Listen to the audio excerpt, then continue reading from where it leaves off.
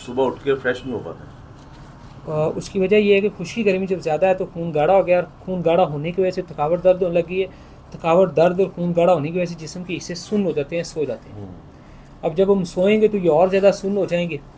तो सुबह जब उठेंगे तो खून की सर्कुलेशन इतनी अच्छी नहीं होती, खून हरारत में इतना अच्छा नहीं होता और पतला नहीं होता कि वो प्रॉपर चल रहा हो सोते हुए भी, ठीक है। उसकी सर्कुलेशन स्लो होने से मुख्तलिफ जिस्म के हिस्से सो जाते हैं।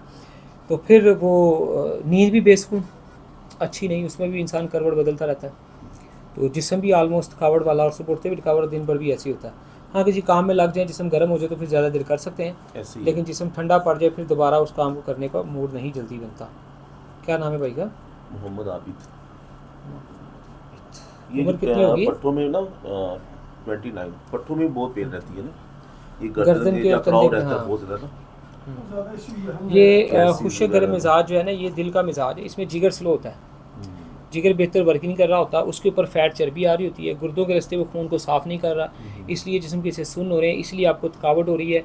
अच्छा, इसलिए प्रॉपर खाना हजम भी नहीं होता, ठीक ऐसे है ही जी। है। बदहज़मी रहती है, गैसेस ज़्यादा होती हैं, और कब्ज़ में भी जारी बात है वो सख्ती है, रुकावट है, सख्त मोशन है। जी जी। तो पेट साइज भी जैसे बढ़ जाता है, लेकिन इसके साथ जिगर फैटी लीवर होता है। तीसरे नंबर पे यहाँ दिमागी स्टेज है, यानी कि दिमाग के सारे मामला, इसमें एसाबी तहलील यानी कि याददाश्त का कम होना, डिप्रेशन, बातों का दिमाग में रिपीट चलना, ये बढ़ जाना, और फिर कंधों पट्टों की और गर्दन की बैक साइड की दर्द का होना। वसवसे में रहते हैं बस तो वैसे वो फिर तो लाजमी ऐसे ही है। रहते हैं, हाँ हाँ जी, ऐसे ही वो है। एसाबी तहलील की वजह से होते हैं। जी तो ये मिजाज में बेहतरी से ही ये सारे मामला ठीक हो सकते हैं। जी जी। तो ब्लड प्रेशर वगैरह तो नहीं कभी फील नहीं, किया? ब्लड प्रेशर नहीं, pressure normal. Blood pressure normal है। अच्छा, ये गर्दन के पट्टे सुबह उठते वक्त भी दर्द करते हैं? हाँ, उठते वक्त भी मतलब कि ये है कि कभी कोई 1 घंटा 2 घंटा ठीक रहते हैं, अकड़ाव ज़्यादा रहता है। उसकी वजह से ना मेरा असल में बैठना काम कौन सा ना बैठने वाला है, मतलब कि फर्नीचर का काम है, शोरूम का, तो वहाँ बैठने का ज़्यादा काम है। लेकिन मैं बहुत ना आवाज़ार होता हूँ, तंग होता हूँ ना, इसी वजह से, पट्टों की वजह से। आपने कभी अपनी शुगर टेस्ट करवाई? शुगर ठीक है। शुगर लो तो आ सकती है ना, वैसे तो हाँ, ठीक है, लो आ सकती है, बीमारी लेकिन है। हाँ वैसे। शुगर चेक करनी है आपने, वो लाजमी बात है कि मेरे हिसाब से लो ज़रूर होगी। जी और लोगों के केसेस भी बहुत आते हैं हमारे पास, जी जी। लोगों के केसेस बहुत ज़्यादा हैं। सुबह खाली पेट वाली चेक करवाएं, ताकि अंदाज़ा हो ये 100 से कम तो नहीं है। ठीक है। अगर 100 से कम है, जैसे 115, 20, 25 परफेक्ट शुगर है खाली पेट। खाली पेट, ठीक है। अगर वो 100 से कम है तो इसका मतलब हम सुबह कैसे एनर्जी में उठ सकते हैं? नहीं उठ सकते। तो फिर मीठा में रात को ज़्यादा खा के सोएंगे, सुबह फ्रेश उठ सकते हैं। तो ये पहला चांस है। दूसरा, खैर ओवरऑल मिजाज में ही खुश्की गर्मी ज़्यादा है, इसलिए भी प्रॉब्लम्स होते हैं। और आंखें भी कींची रहती है अभी ना, खिंचाव, तो जिसम बहुत ही ज़्यादा खुश्की है। गर्मी वाला है, पूरे जिसम में खिंचाव तो रहेगा।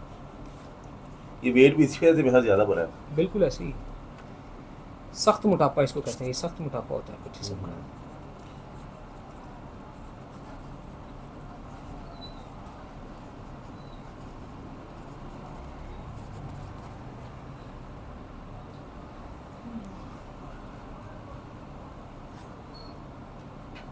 पंद्रह दिन की दवाई दे दूँ ना? जी।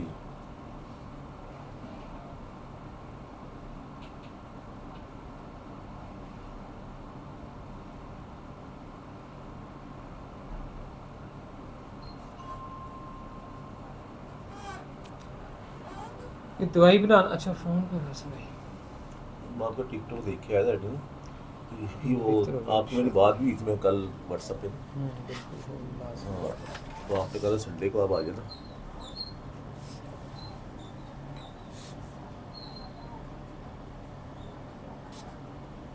रेगुलर खैर ये 2-4 महीने दवाई खाते रहे तो ऐसा ऐसा वज़न में कमी आ जाएगी, जी ठीक और है। ओवरऑल फिर फ़िलहाल तो गैस, ज़ाबित, बदहज़मी, आज़मा, हर चीज़ में बेहतरी आएगी, खून पतला होना शुरू हो जाएगा। जी जी। बहुत सारे मसाइल जो हम इम्प्रूव करेंगे इंशाल्लाह।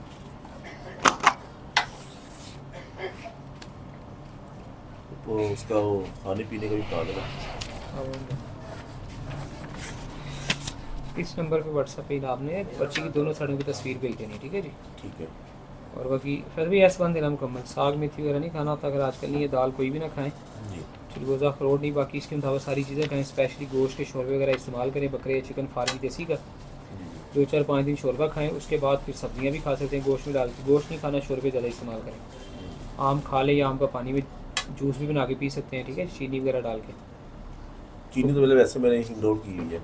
तो अभी तक बंद की हुई है वो। वैसे ही मैंने मोटापे के मैंने कहा नहीं ऐसा नहीं है। अच्छा चीनी वही बात आ गई, अगर शुगर निकली तो मीठा तो ज़्यादा खाना पड़ेगा। तो जिनके वो पीछे कहते हैं ना हम चीनी का नुकसान भी है, तो कौन मैं कहता इसलिए है? बहुत कम। कौन कहता है चीनी का नुकसान है? ये तो हर बंदा अपना टिकटॉक चला रहा है मोहतरम, हर बंदा मल्टीग्रेन आटा बेच रहा है, वो खुश्क होता है, उससे तो कब्ज़ ठीक नहीं हो सकती। ठीक है जी, ऑलरेडी जिसके अंदर मिसाल के तौर पे किसी को शुगर होनी है या हो गई है, खुश्की उसके अंदर बढ़ जाएगी, तो वो ऊपर से मल्टीग्रेन के आटे देना शुरू कर देते हैं। तो बहरहाल ये तो अब हमारा सैकड़ों पेशेंट्स के ऊपर तजर्बा है।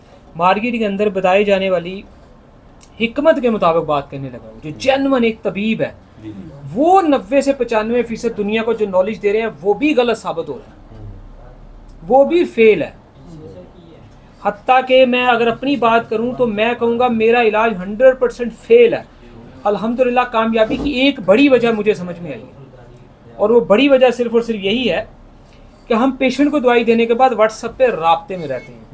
चाहे अब हम रोज़ जवाब नहीं देते, 3-4 दिन बाद किसी को रिप्लाई दें, लेकिन रिप्लाई ज़रूर देते हैं, उससे राब्ते में रहते हैं। और वहाँ एक ही गलती सामने आती है कि इंसान का रोज़मर्रा का खाना पीना ही गलत है। इतना अच्छा इलाज होता है हमारा, तकरीबन 90 आप कह लें कि 100 में से 50 से 60% पेशेंट जाके ये हमें शिकायत करता है जी मेरी दवाई ने तो और काम ख़राब कर दिया, या मसले बढ़ गए हैं, या चीज़ें ठीक नहीं हो रही। हमारा फ़ौरन सवाल होता है जी आप क्या खा पी रहे हैं, तो बाद में पता चलता है लो जी ये तो अपनी मर्ज़ी से सेब खा रहा है, अब जैसे भाई गूंद तीरा खा रहा है, कुछ छिलका खा रहा है, कुछ अपना दूध पी रहा है, कोई कच्ची लस्सी पी रहा है। अच्छा, जितनी चीज़ें 90-80% मुआशरे में चल रही हैं, ये लोग खाने के लिए बताते हैं, चाहे देसी या कीमी बताते हैं, तुगमलंगा, गूंद तीरा, छिलका, शदाई, ये तमाम की तमाम लोगों के मेदों का बेड़ा गर्क करने वाली चीज़ें हैं। और एलोपैथिक तो 100% जो कुछ भी बता रहे हैं वो